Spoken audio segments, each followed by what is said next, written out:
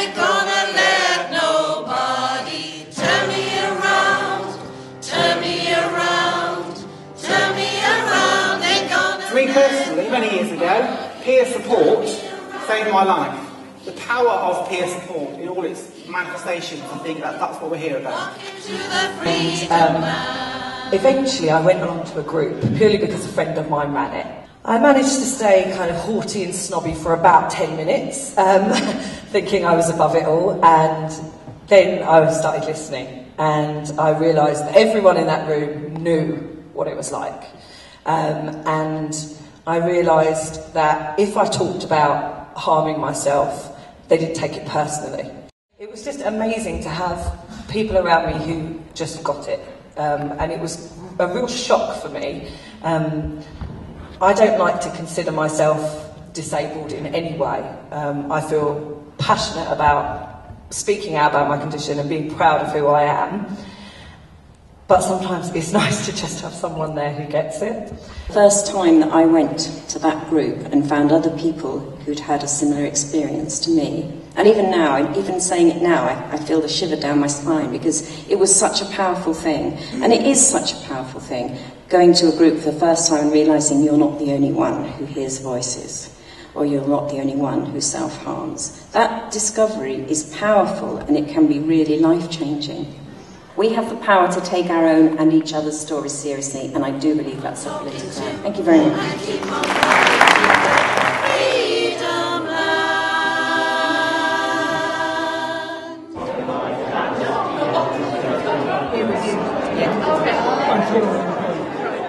The purpose of our research was to try and understand just exactly what peer support is already happening, where it's happening. We've made a number of recommendations from the report promoting peer-led peer support as a really vital part of the peer support picture, and developing, for example, an evaluation toolkit, finding out more about what training is going on.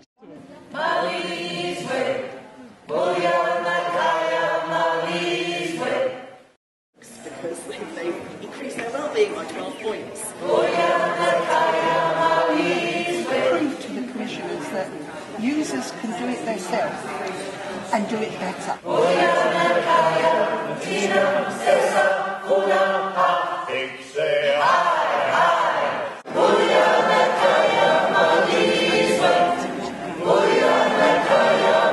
There's been an awful lot of people brought together to produce this report, to do the research, to spend time in meetings, to debate some of the issues that we've talked about today. We've heard today that peer support has enormous value and enormous potential, but we've also heard, as Alison reminded us, it's nothing new. It's been going on for a long time.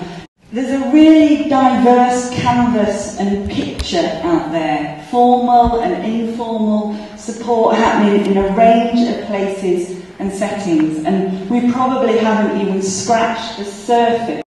Shared identity, increased self-confidence, developing and sharing skills, improved mental health, challenging discrimination, building our capacity, developing as campaigners, as activists, peer supporters, as political.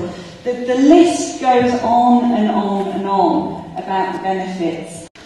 We need to look to a future where peer-led peer support is sustainable and available to all. That's really why Mind got involved in our strategy. A key aim was to say that by 2016 we wanted peer support to be accessible and available to all people who could benefit from it.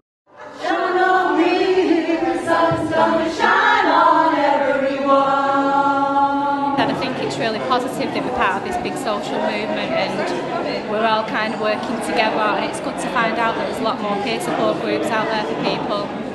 I've really enjoyed it.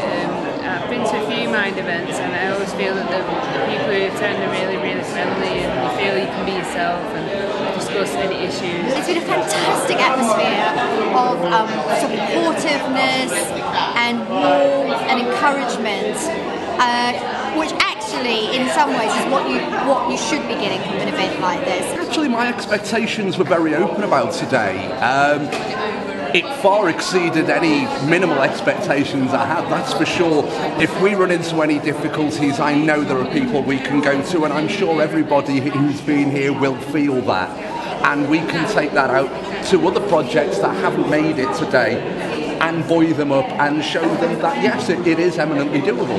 Yeah, I think there's always something to learn, and particularly at an event like this, and just really that I knew there's a very rich diversity of peer support out there, but hearing people talk about it and their own experiences and how they've developed things themselves and started everything from scratch is very inspiring, and I always take that away with me.